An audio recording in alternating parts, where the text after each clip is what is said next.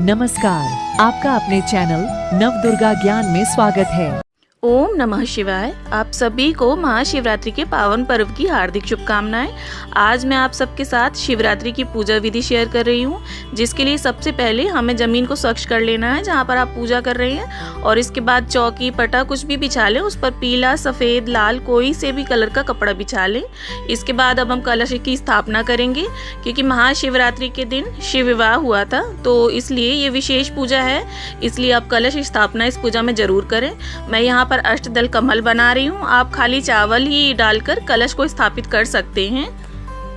इसके बाद अब हमें कलश के लिए लोटा चाहिए होगा। आप चाहे पीतल, तांबे, मिट्टी का भी कलश स्थापित कर सकते हैं। बस स्टील या लोहे, प्लास्टिक इन धातुओं का कलश स्थापित ना करें।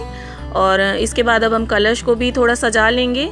कलश में हमें नॉर्मली जो चीज़ें डलती हैं कलश स्थापना के समय, वही सारी चीज़ें डालनी हैं। हल्दी, रोली, सिक्का, सुपारी, अक्षत, कुमकुम, यही सारी चीज़ें डालकर, इत्र वगैरह, दूर्वा, फूल, ये सारी चीज़ें डालकर कलश स्थापित कर लेंगे। इसके बाद मैं यहाँ आम के पत्ते ले रही हूँ। आप चाहें तो अशोक के पत्ते भी ले सकते हैं। इस तरह से पंचपल्लव रखकर उसके ऊपर अब हम ये पूर्ण पात्र रख देंगे चावलों से भरा हुआ। और इसके बाद अब हम दीप कलश की स्थापना कर रहे हैं। आज की पूजा में कलश की स्थापना आवश्यक होती है समस्त देवी देवताओं के आह्वान के लिए। और इस तरह से अब हम दीपक का भी पूजन कर लेंगे। उसके बाद दीपक को प्रज्वलित कर लेंगे और इसके बाद पूजा अपनी आरंभ करेंगे हम। इसके बाद अब हम शिव परिवार की स्थापना करेंगे। मेरे पास ये शिव परिवार की फ़ोटो है, तो इस तरह से फूलों का आसन देकर मैंने विराजित कर लिया है। आप चाहें तो खाली शिवलिंग का पूजन करके भी इस पूजा को कर सकते हैं। और इस प्रकार ये देखिए, फिर फूलों का आसन देकर मैंने मिट्टी से पार्थिव शिवलिंग बनाए हैं, तो अब हम उनका पूजन करेंगे। सबसे पहले जलाभिषेक करेंगे, क्योंकि शिव जी को जल से किया गया अभिषेक अत्यंत प्रिय है। और इसके बाद मैं पंचामृत से स्नान कराऊंगी उनको पंचामृत से उनका अभिषेक करूंगी। आप चाहें तो अलग अलग 5 चीज़ों से, दूध, दही, घी, शक्कर, शहद, इन 5 चीज़ों से अलग अलग अभिषेक कर सकते हैं। आज के दिन कई चीज़ों से अभिषेक किया जाता है, तो अब ये आपकी सामर्थ्य और श्रद्धा है। आप जिस चीज़ से अभिषेक शिवलिंग का करना चाहें आप कर सकते हैं। इसके बाद ये देखिए, मैंने मिट्टी की गौरी माँ बनाई हैं और इनका भी हम अभिषेक कर लेंगे उसी तरह से, सेम प्रोसीजर से, गंगा जल से, फिर पंचामृत से, और फिर वापस गंगा जल से उनका भी अभिषेक कर लेंगे। आज के दिन मिट्टी से बनाए गए पार्थिव शिवलिंग और गौरी माँ की पूजन का विशेष महत्व है। ये शिवलिंग मैंने घर पे ही बनाए हैं, जिसके वीडियो की लिंक मैंने डिस्क्रिप्शन बॉक्स में डाल दी है, आप वहाँ से चेकआउट कर सकते हैं। फिर इस तरह से देखिए, हम सबसे पहले गणपति जी का पूजन कर लेंगे। गणपति जी को चंदन, रोली, अक्षत, इस प्रकार सबसे पहले गणपति जी का पूजन कर लेंगे। इसके बाद शिव जी का पूजन करेंगे हम। शिव जी को सफ़ेद चंदन अति प्रिय है, तो आप सफ़ेद चंदन की व्यवस्था हो जाए तो अच्छी बात है।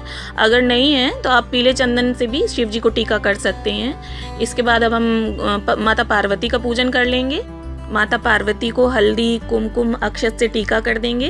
और आज के दिन आप माता पार्वती को हाथों में, पैरों में उनके मेहंदी जरूर लगाएं, मेहंदी जरूर उन्हें समर्पित करें। अगर आप पार्थिव शिवलिंग का पूजन कर रहे हैं तो इसके विसर्जन से संबंधित एक जानकारी है जो मैं आपको इसी वीडियो में दूंगी। फिर देखिए, इस तरह से अब हम शिव जी और माता गौरी को विराजित कर लेंगे और फिर उनका भी पूजन कर लेंगे। फिर इसके बाद ये देखिए, सफ़ेद चंदन से, अक्षत से हम शिव जी का पूजन कर लेंगे। और इसके बाद ये देखिए, इस तरह से अबीर आता है, आपको मार्केट में इजीली मिल जाएगा, तो अब हम वो समर्पित कर देंगे शिव जी को।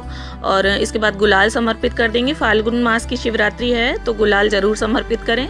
और फिर इस तरह से हल्दी से, कुमकुम से, रोली से हम माता गौरी का भी पूजन कर लेंगे और माता गौरी को भी अक्षत समर्पित कर देंगे, गुलाल समर्पित कर देंगे और उनके चरणों में मेहंदी समर्पित कर देंगे।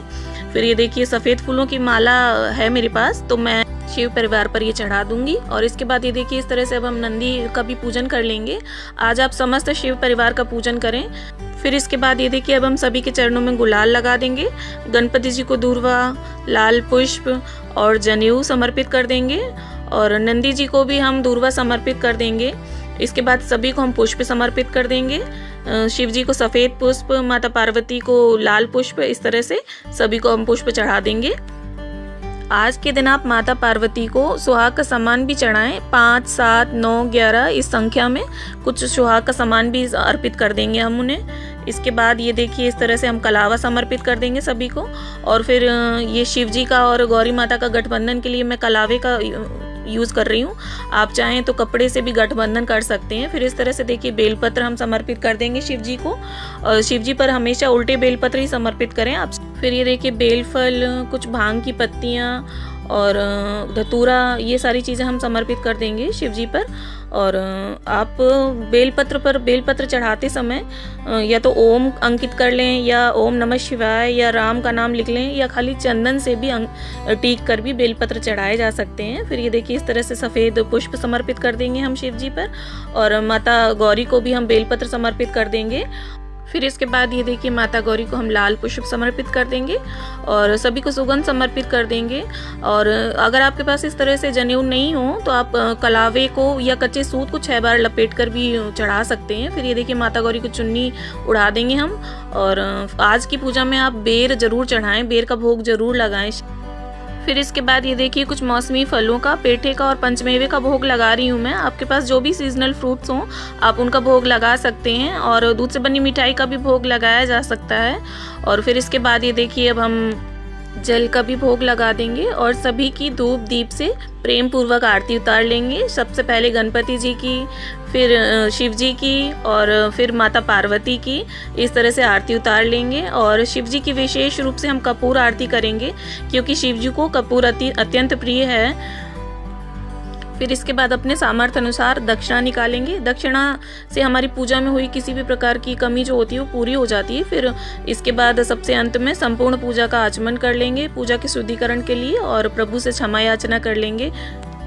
अगर आपने पार्थिव शिवलिंग का पूजन किया है तो इनके पूजन के तुरंत बाद ही इन्हें विसर्जित करना होता है। अगर किसी वजह से आपने इनका विसर्जन नहीं कर पाया है तो जब भी आप इनका विसर्जन करें उसके तुरंत पहले पूजन वगैरह करें, भोग प्रसाद लगाएं और इसके बाद ही विसर्जित करें। विसर्जन से पहले भगवान भोलेनाथ से क्षमा याचना जरूर कर लें। आशा है वीडियो अच्छा लगा हो। वीडियो अच्छा लगा हो तो लाइक शेयर करें, चैनल को सब्सक्राइब करें। मिलते हैं अगली वीडियो।